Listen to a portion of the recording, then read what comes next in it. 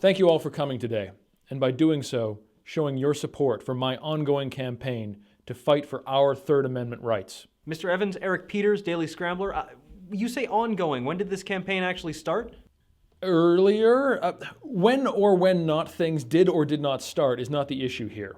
What's important is I'm the only man with the balls to fight for your Third Amendment rights. Melissa Levine, Sun Moon Times Post-Gazette. What exactly is the Third Amendment? You see, this is just endemic of the rampant educational problems we face in this country. Just last week, I discovered at my daughter's school they don't even teach the Third Amendment.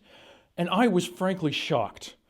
How can we expect our children, our future, ladies and gentlemen, to stand up for their rights if they don't even know what they are? For the benefit of those victims of the education system, what exactly is the Third Amendment? If your readers don't know, then they deserve to have soldiers quartered in their homes. Very well. The Third Amendment grants every American the right, the basic human right, a right that every man on earth deserves, to not have soldiers quartered in their homes during peacetime without their consent. Ron Riley, the Colonial Intelligencer. Now, when you say quartering... Seriously? This is basic stuff, guys. Decapitating a man and cutting his body into 4 parts and then distributing them to different areas of the city to serve as a warning for others. Sorry, are you really not aware of this? Is this actually a problem? Is having a soldier in your home cut into 4 pieces during peacetime without your consent a problem?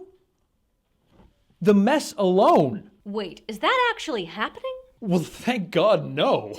But without the Third Amendment, can you imagine? The quarterings. Mr. Evans, I'm fairly certain that when the Third Amendment says quartering, it is actually referring to the act of giving lodging or quarters to soldiers in your house without consent. Just a moment here.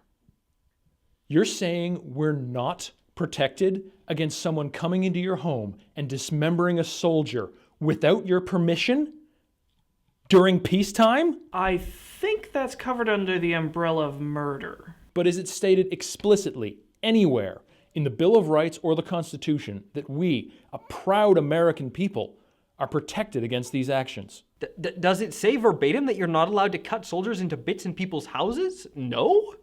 Well, for God's sakes, why not? If we don't fight for this hastily drafted legislation I've just decided to propose, then what is to stop the criminal element of this country or foreign terrorists bursting into American homes, your homes, my homes, the one in Florida and the one in town, and brutally mutilating a soldier without your permission?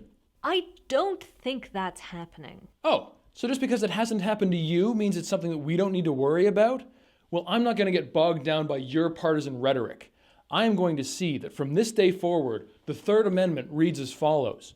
No soldier shall, in time of peace, be quartered in any house without the consent of the owner, nor in time of war, but in a manner prescribed by law.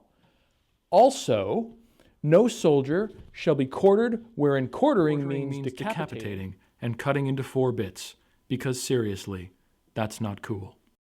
And he did.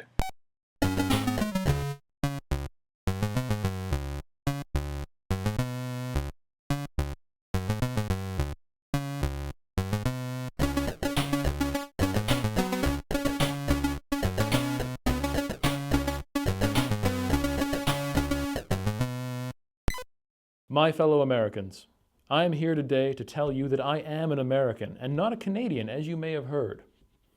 I was born in Kansas, which is a city and a state, so that makes me double American. So I'm going to be twice as much president.